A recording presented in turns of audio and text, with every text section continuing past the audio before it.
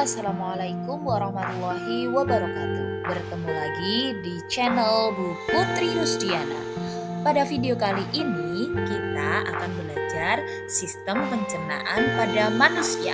Sebelum kita lanjut, jangan lupa kalian klik untuk subscribe channel Bu Putri Rusdiana dan aktifkan lonceng notifikasinya. Apa itu sistem pencernaan? Sebelum makanan dimanfaatkan oleh tubuh, makanan dicerna dahulu, kemudian diubah menjadi sari makanan dalam bentuk yang lebih halus. Sari makanan itu diserap oleh pembuluh darah. Oleh darah, sari makanan itu diedarkan ke seluruh tubuh manusia.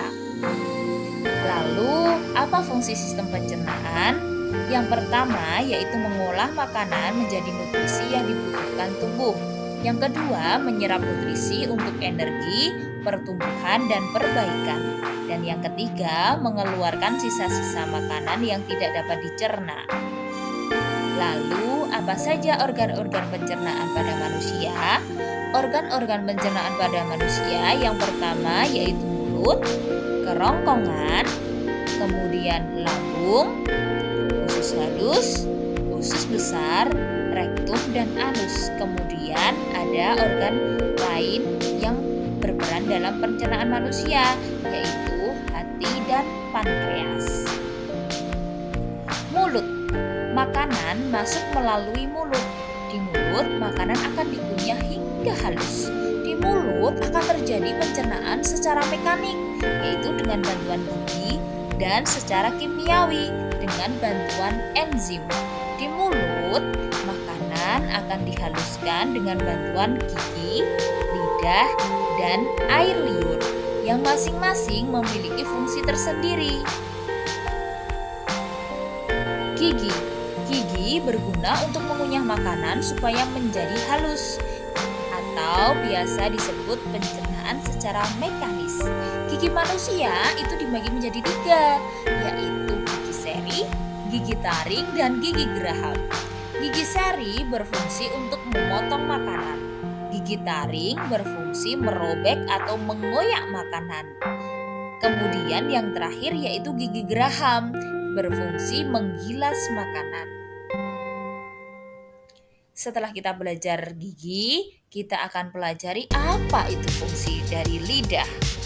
Lidah berfungsi untuk mengatur letak makanan pada waktu mengunyah, membantu menelan makanan, dan mengecap rasa makanan. Di ujung lidah kita dapat merasakan makanan manis, kemudian asin, asam, dan paling belakang yaitu merasakan pahit. Air liur atau kelenjar ludah pada manusia menghasilkan air ludah dan enzim petialin. Enzim petialin berfungsi mengubah amilum atau pati menjadi gula. Inilah yang dimaksud dengan pencernaan kimiawi, di mana pencernaan dibantu oleh enzim. Setelah dari mulut, makanan akan menuju ke kerongkongan. Makanan masuk ke kerongkongan membawa kemudian ada yang dinamakan dengan gerak peristaltik, yaitu gerakan otot di kerongkongan yang mendorong makanan mengarah ke lambung. Lambung berfungsi menghancurkan makanan dengan enzim dan asam lambung. Enzim menghancurkan karbohidrat, lemak, dan protein yang terkandung dalam makanan, sedangkan asam lambung membunuh makanan dan bakteri yang ada pada makanan. Setelah dihancurkan di lambung, makanan akan berbentuk bubur. Getah lambung mengandung asam dan enzim yang bisa kita singkat dengan perih.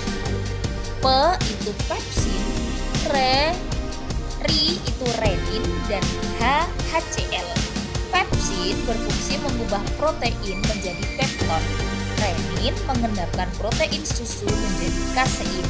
Dan HCl atau asam klorida berfungsi membunuh minuman dan mengasamkan makanan. Setelah dari lambung, makanan akan menuju ke usus halus. Di usus halus terdiri dari 3 bagian, yaitu usus 12 jari, kemudian jejunum, dan ileum. Usus halus berfungsi menyerap nutrisi dari makanan dan mengubahnya menjadi energi. Makanan di dalam usus 12 jari dicerna lagi dengan bantuan getah pankreas dan empedu. Getah pankreas dihasilkan oleh kelenjar pankreas, sementara getah empedu dihasilkan oleh hati. Getah pankreas mengandung enzim yang bisa kita singkat dengan tali. Tali itu singkatan dari tripsin, amilase, dan lipase. Tripsin berfungsi mengubah protein menjadi asam amino. Amilase mengubah amilum menjadi zat gula.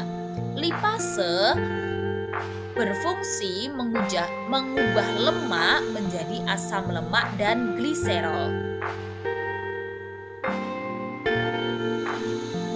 Setelah sari-sari makanan diserap di dalam usus halus, kemudian akan menghasilkan ampas dan menuju ke usus besar. Usus besar berfungsi menyerap air dari sisa makanan yang tidak diserap oleh usus halus. Sisa makanan yang telah kehilangan air berubah menjadi kotoran atau sering disebut dengan feses. Sisa makanan yang sudah menjadi feses akan disimpan sementara di rektum dan dikeluarkan dari tubuh melalui anus. Inilah organ terakhir dalam sistem pencernaan manusia. Maka sisa makanan yang berupa feses tadi akan dikeluarkan di anus. Selain organ yang sudah disebutkan tadi, ternyata ada organ pendukung pencernaan. Yang pertama yaitu hati. Hati menghasilkan empedu yang berfungsi untuk mencerna lemak. Kantung empedu menyimpan empedu dari hati dan mengeluarkannya ke usus. Sedangkan pankreas menghasilkan enzim untuk membantu pencernaan makanan. Sekian materi pada sistem pencernaan manusia.